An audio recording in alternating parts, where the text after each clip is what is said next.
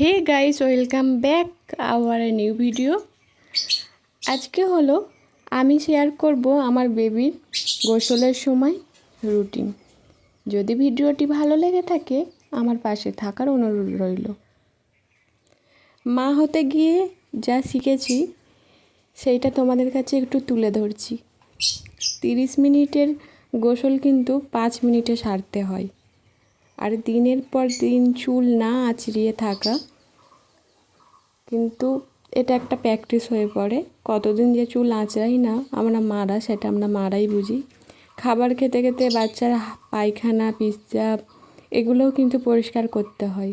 রাতে প্রতি 10 মিনিটের পর পর ঘুম থেকে ওঠা, নিজের খাবার সময় মতো না খেয়ে অসময় মতো খাবার খাওয়া, কান্তি শরীর নিয়ে হাসি মুখে বাচ্চা পালা, এগুলো কিন্তু আমাদের মতো মাদের অভ্যাস হয়ে যায়, তাই না?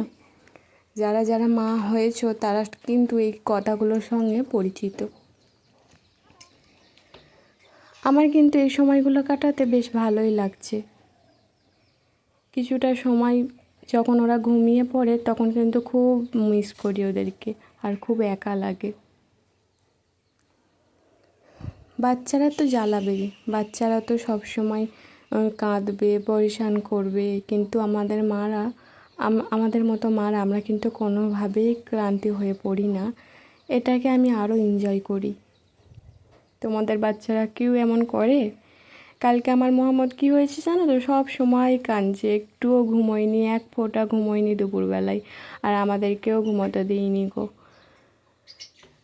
তো যাই হোক, আলহামদুলিল্লাহ, আল্লাহর লাখ লাখ শুক্রিয়া যে আমার বাচ্চা হওয়ার পরে 15 দিন পর আমি শ্বশুর বাড়িতে এসেছি। সেই থেকে আমার বাচ্চাকে আমি একলাই পালছি, কেউ নেয় না আমার বাচ্চাকে আমি ছাড়া। প্রতিনিয়ত মনে হয় যে আল্লাহ সবসময় তুমি আমার পাশে থেকো, আমার কেউ নেই, তুমি আছো। সত্যিই যার কেউ নেই তার আল্লাহ আছে, আমার আল্লাহ আছে। বাচ্চা কিন্তু বড় হতে থেমে থাকে না, কিন্তু সময়গুলো, এই অনুভূতিগুলো থেকে যায় মানুষের মনে। যাদের বাড়িতে সব থাকতেও বাচ্চাদেরকে নেয় না তাদের আরও কষ্ট। যাদের সামনে হয়েছে তারাই বুঝবে আমার কষ্টটা। আমার বাচ্চার জন্য কিন্তু আমি বেশি প্রোডাক্ট ইউজ করি না, খালি এই তেলটা আর ক্রিমটা আর এই পাউডারটা, ব্যাস।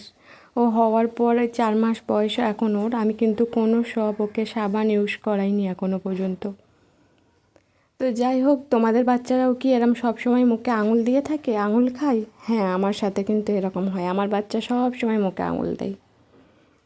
তো যাই হোক, ভিডিওটি এই পর্যন্ত ভালো লেগে থাকলে প্লিজ আমার সাথে থাকার অনুরোধ রইল।